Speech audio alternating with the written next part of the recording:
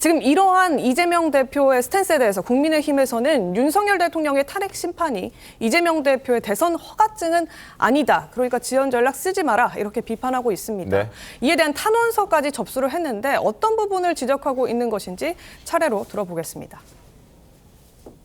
정말 뻔뻔하기 짝이 없습니다. 일부러 변호인을 선임하지 아니하고 소송기록 접수 통지서 수령도 피하면서 고의적으로 재판 절차를 지연시킨 장본인이 바로 이재명 대표입니다. 본인의 유죄 판결 이전에 대선을 열어서 대통령이 되겠다는 것임을 삼척동자도 다 알고 있습니다. 변호사비 대납 의혹이 나올 만큼 많은 변호인들이 있는데 왜 이 중요한 항소심에서는 변호인 선임을 안 하는 것입니까? 3번 서류를 안 받으면 관보에 게재하는 방법으로 소송 서류가 전달됩니다. 거대 야당의 이재명 대표가 자신의 재판이 언제 열리는지 몰라서 관보를 보고 안다는 것이 말이 됩니까? 국선 변호인을 선임해서라도 소송 서류를 받도록 해주십시오. 손종혜 변호사님, 지금 현재 선거법과 관련해서 항소심이 시작돼야 되는데 재판 기록 송달도 안 되고 있고 변호사도 선임되지 않았다는 이유로 지금 제대로 시작도 못하고 있는 그런 상황이거든요. 이거를 지금 더불어민주당 이재명 대표 측에서는 일부러 지연하는 건 아니다라고 얘기를 하고 있는 반면에 지금 국민의힘에서는 저렇게 원내대표와 주진우 의원이 나서서 이건 지연 꼼수 전략이다라고 지적을 하고 있거든요. 변호사님께서 보셨을 때는 지연 전략입니까? 꼼수입니까? 뭡니까? 일단 변호사가 재판 전략 중에 하나는 지연하는 경우도 왕왕 있긴 합니다. 그게 네. 피고인의 이익으로 기결하는 경우에는 조금 시간을 버는 차원에서 기일을 충분히 달라고 요구하는 경우가 있을 수 있는데 선거법 같은 경우는 1심에서 예상과 다르게 굉장히 중형이 선고되지 않았습니까? 네. 이런 사건을 변호인이 항소심에서 무죄로 바꾸려면 엄청난 시간과 노력과 연구와 준비가 필요합니다. 그러다 보니까 변호인의 어떤 변호 준비 시간을 위해서라도 시간적 여유가 필요한 사건들이 있지만 이 사건 같은 경우는 결국은 이게 언제 확정되느냐에 따라서 정치권이 요동하고 또 대선에 나갈 수 있는지 못 나갈 수 있는지가 이제 결정되는 굉장히 중요한 시금석이 되는 판결이기 때문에 네. 시간적으로 시간을 끌면 유리하다라는 전략을 가질 수밖에 없는 상황이고요.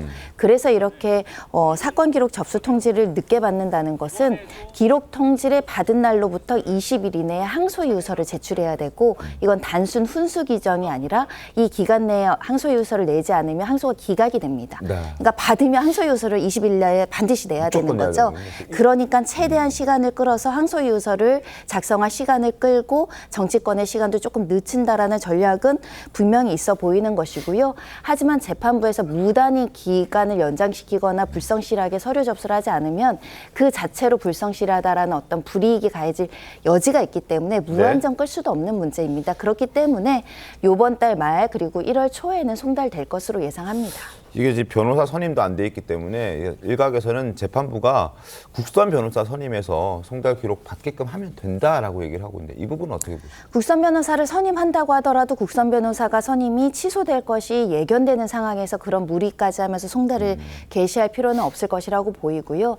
곧 이게 사회적인 논란이 되니 재판부에서는 이 성명을 통해서 피고인 측에 송달 주소를 확인해달라, 변경됐으면 변경 신고해달라라고 독촉할 가능성이 있고 그 네. 과정에서 송달이 적법하게 개시될 가능성이 있습니다. 알겠습니다. 네, 지금 이재명 대표 측이 계속 지연 전략을 쓴다라고 주장되는 이유 가운데 하나, 지금 재판을 실제로 진행하더라도 만약에 이재명 대표가 대통령에 당선이 된다면 그 즉시 그때부터 사법 리스크 모두 중단되는 거잖아요. 절차 우리 법상 어떻게 되는 겁니까? 아니 사법 리스크가 중단이 안 되죠. 중단이 안 돼서 그때 논란이 한번 벌써 지나갔습니다. 뭐냐면은 대통령의 불소추 특권이 대통령이 되고 나서 일어난 사건을 기소를 하지 못하는 것인가, 네. 아니면 그 전에 사건은 계속 진행을 하는 것인가, 이거 논란이 한번 됐거든요. 예. 그런데 그때 민주당 쪽에서는 그 전에 오는 것도 재판이 중단된다고 했지만은 많은 헌법학자들은 불소추 특권이라는 것이 대통령 재임 중에 기소를 못한다는 것이지 새로운 사건을. 네. 그동안 왔던 건 재판이 계속 진행된다는 게 지금 대다수 의견이에요. 네. 그것이 지금 이 상황으로 가면 굉장히 위험한 게 만약에 조기 대선이 치러지고 네. 만약에 이재명 대통령이 당선이 되면은 그때 그 논란이 벌어지면서 완전히 그 국론이 완전히 양쪽으로 갈라집니다. 네. 재판이 이거 어떻게 할 것인가. 그리고 만약에 재판을 하게 되는 쪽으로 결론이 나면은 네. 현직 대통령이 재판 받으러 가야 돼요. 그러니까요. 5개 재판을 받으러 가야 돼요. 그럼 네. 경호차하고 같이 해서만 가야 됩니다.